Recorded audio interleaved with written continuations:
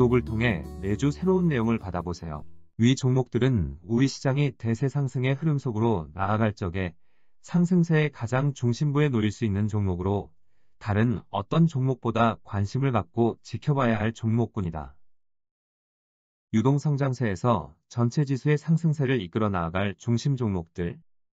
좋은 기회를 놓치고 있다는 실망감으로 이번에 나스닥 시장이 최고점에 접근하고 이를 제법 큰 폭으로 넘어서는 시기 기대하고 있는 본격적인 상승 과정으로 나아갈 것을 기대하였지만 본격적인 상승 과정을 주도할 종목군들은 오히려 물러서고 있다. 나스닥 시장의 하락세를 멈추고 다시 고점으로 돌아서는 시기, 최고점 근처에 머물고 있던 미국의 대형 금융주는 이런 기회를 살리지 못하고 큰 폭으로 물러서는 모습을 보여주고 있다.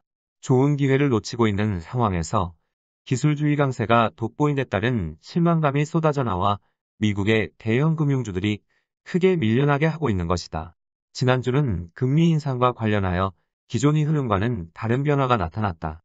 한국은행은 올해 4분기 중 기준금리를 인상하겠다는 것을 반복적으로 거론하고 나섰고 미연준도 23년 기준금리를 인상하겠다는 원래의 계획을 바꿔 내년 중 2번에 걸쳐 기준금리를 인상할 가능성이 높음을 예고하고 나섰다.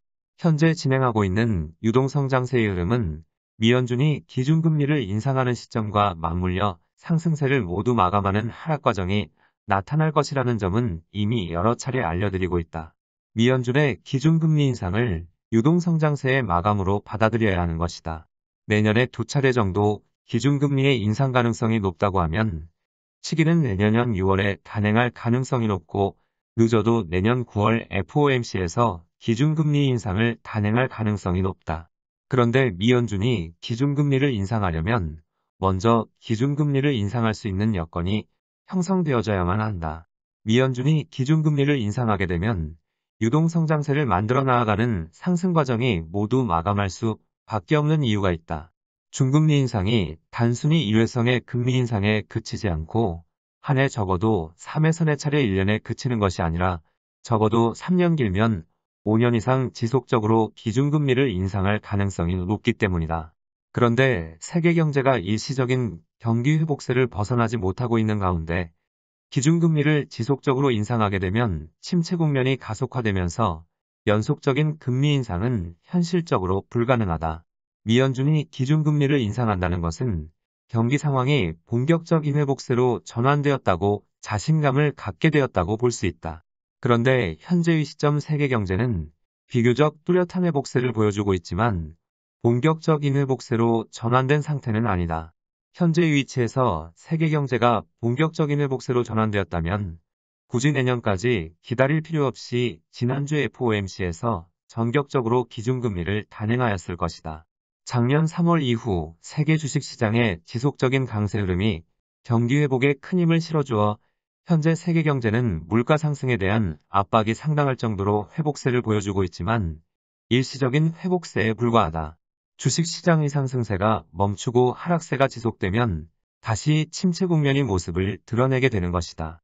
미연준이 기준금리 인상을 1년 앞당겨 내년에 단행하겠다는 의미는 세계 경제가 현재는 일시적인 회복세에 머물고 있지만 본격적인 경기 회복세의 전환을 앞당길 수 있다는 자신감을 가졌기 때문일 것이다. 내년 6월 기준금리를 인상한다고 하면 남은 기간은 고작 1년에 불과하다. 1년 남은 기간 동안 현재 일시적인 회복세 수준에 머물고 있는 세계 경제를 본격적인 회복세로 전환시켜야만 하는 것이다. 작년 3월의 상황에서 현재의 상황으로 만든 만큼 향후 세계 주식시장이 본격적인 상승 과정으로 나아갈 경우 어렵지 않게 전환시킬 수 있다. 원래 이런 목적을 갖고 유동성장세를 만들어내고 있는 것이다. 이번에 미연준이 예상보다 빨리 기준금리를 인상하겠다는 의지를 드러낸 것은 주식시장의 흐름에서 보면 본격적인 상승 과정으로 나아가 본격적인 경기 회복세로 전환시키겠다는 강한 의지를 담고 있어 당장은 본격적인 상승 과정으로 나아가지 못한 데 따른 실망이 클 수 있지만 기존의 상승 기조는 변함이 없다. 언제든 강력한 상승 과정으로 나아갈 채비를 갖춘 세계 주식시장. 현재의 위치에서 세계 주식시장이 본격적인 상승 과정이 나타날 경우 우리 시장의 전체 지수는 4250포인트 전후의 위치까지 접근할 가능성이 높다고 하였다. 그리고 이 위치에 도달하고 난 다음 한 차례 제법 큰 조정을 거쳐 마지막 상승 국면으로 나아갈 경우 전체 지수는 5000포인트를 넘어서게 될 것이다. 이번 유동성장세에서 우리 시장이 어느 위치까지 상승할 수 있느냐 하는 점은 우리 시장 스스로 결정할 수 있는 것이 아니라 미 연준이 어느 시점 기준금리 인상을 단행하느냐에 달려있다. 미 연준이 기준금리를 인상하게 되면 세계 주식시장에 전개되는 유동성장세는 마감할 가능성이 높기 때문이다. 세계 주식시장이 유동성장세의 2단계 상승 과정의 고점에 접근하는 시점 세계 경제가 본격적인 회복세 전환에 성공했다는 자신감을 가질 경우 미 연준은 전격적으로 기준금리를 인상하게 될 것이다. 그렇지만 2단계 상승 과정의 고점에 접근하고도 여전히 세계 경제가 일시적인 회복세의 범주를 벗어나지 못한다는 판단을 가질 경우 기준금리 인상의 시기를 늦추게 되고 유동성장세의 흐름은 3단계 상승 과정으로 이어지게 될 것이다. 만약 이런 모습이 나타나면 우리 시장의 전체 지수는 이번 유동성장세에서 5000포인트를 일시적으로 넘어설 수 있다. 미 연준이 원래 의도대로 2023년 기준금리 인상안을 유지할 경우 유동성장세는 3단계 상승 과정까지 이어질 가능성이 높았다.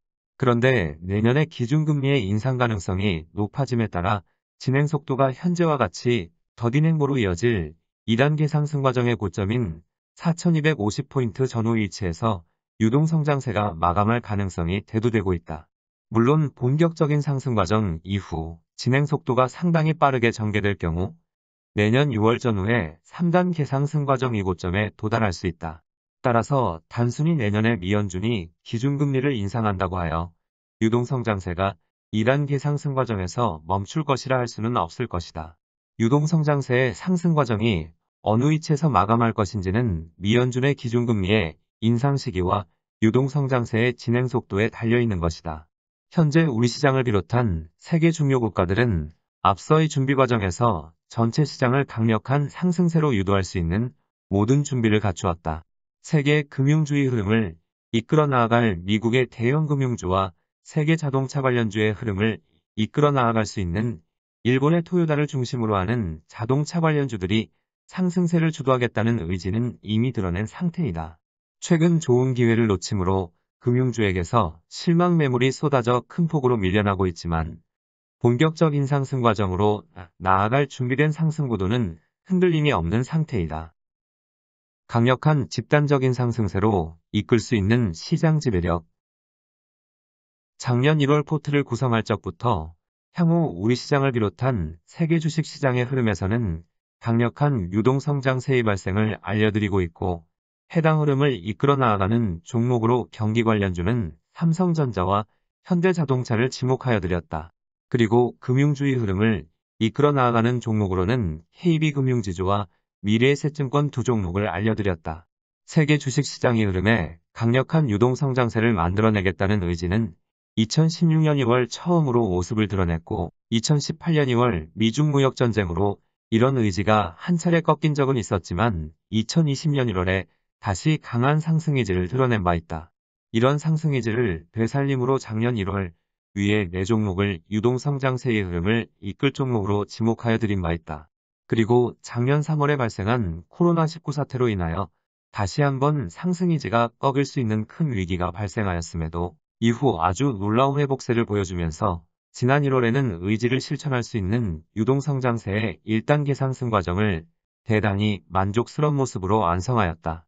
유동성장세의 1단계 상승 과정을 완성하려면 2018년 1월에 최고점을 제법 큰 폭으로 넘어서는 것이 필요하다고 하였는데 현재 세계 중요 시장들 대부분은 이를 아주 큰 폭으로 넘어선 상태에서 수개월 동안 조정 국면이 지속되고 있다. 이런 조정 국면을 마감하고 난 후 조정 국면을 강하게 뚫고 올라서게 되면 유동성장세의 2단계 상승 과정인 본격적인 상승 과정으로 나아갈 수 있다. 그리고 본격적인 상승 과정에 성공적으로 진입하는 모습을 보여줄 경우 조금 성급하지만 세계 경제는 본격적인 회복세로 전환될 수 있고 세계 주식시장 또한 17년 만에 새로운 대세 상승으로 진입에 성공하는 모습을 보여줄 수 있다고 하였다. 여기에서 중요한 것은 현재 진행하고 있는 조정 국면을 강하게 뚫고 올라서면서 세계 주식 시장이 유동성장세의 2단계 상승 과정인 본격적인 상승 과정으로 나아가는 모습을 보여줘야만 하는 것이다. 유동성장세의 1단계 상승 과정에서는 향후 강력한 형태의 추세적인 상승 과정으로 나아가기 위해 상승 구도를 구축하고자 하는 상승 시도가 나타나는 시기에 속한다. 이 시기 상승 흐름을 이끌어 나아가는 종목은 주변 종목들을 강한 동반 상승세로 유도할 수 있는 시장 지배력을 확보할 수 있는 위치까지 상승을 하게 된다. 우리 시장은 준비 과정에서 미래에셋증권과 현대자동차, 그리고 삼성전자가 이런 시장 위치를 확보한 바 있다. 시장 흐름을 이끌어 나아가는 종목이 이런 시장 위치를 확보하고 주변 종목들을 강한 동반 상승세로 유도할 경우 전체 시장은 언제든 강한 상승세로 전환될 수 있다. 앞서 준비 과정의 흐름에서 삼성전자는 가장 늦은 시기인 작년 12월 초순 이런 시장 위치를 확보하는 모습을 보여주었지만 불과 1에서 2주의 조정을 거쳐 확보된 시장 위치를 활용하여 주변 종목을 강한 동반 상승세로 유도하는 모습을 보여준 바 있다. 이 결과 작년 12월 하순부터 1월 중순까지 우리 시장에서는 거침없이 이어지는 상승 행보가 나타난 바 있다. 이 시기 작년 8월 시장 위치를 먼저 확보한 현대자동차도 이런 시장 위치를 활용하여 주변 종목들을 강한 동반 상승세로 유도하는 모습을 보여준 바 있다. 물론 현대자동차의 경우 확보된 시장 위치를 제한되게 활용하므로 자동차 관련주의 상승폭은 제한된 상승세에 그쳤지만 흐름을 이끌어 나아가는 종목이 주변 종목에 대한 지배력을 확보했을 경우 어떤 상승 흐름을 만들어낼 수 있는지를 잘 보여준 경우에 속한다 하겠다. 주변 종목을 강한 동반 상승세로 유도할 수 있는 시장 지배력을 확보한 종목이 상승 구도를 본격적으로 가동할 경우 어떤 상승 과정을 만들어낼 수 있는지는 2016년 12월 이후 삼성전자가 강한 상승 시도가 나타날 적의 주변 IT 종목군이 보여준 행보에서도 잘 나타나고 있고 이 점은 과거의 글에서 여러 번 언급하여 드렸다. 그리고 2005년 5월 주변 종목에 대한 강한 지배력을 확보한 당시 대우증권이 다시 고점을 뚫고 올라설 적에 증권 주전반이 흐름에 어떤 영향력을 행사하였는지를 보면 잘 나타나고 있다. 이를 계기로 3,000원이 가격권에 놓인 대우증권이 37,000원이 가격까지 추세적인 상승세가 이어진 것이다.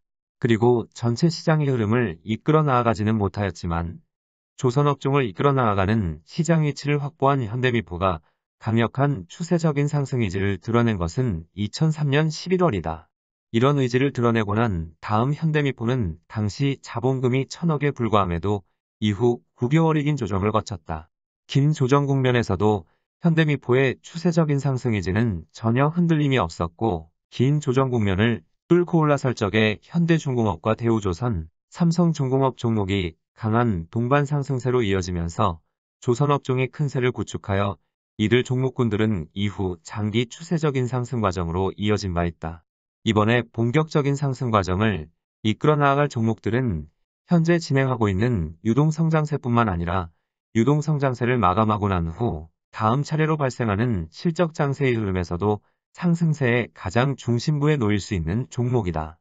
작년 1월 향후 발생하게 될 유동성장세의 흐름을 이끌어 나아갈 종목으로 삼성전자와 현대자동차, 그리고 KB금융지주와 미래에셋증권을 지목하여 드렸지만 현재의 상황에서 큰 변화는 없다.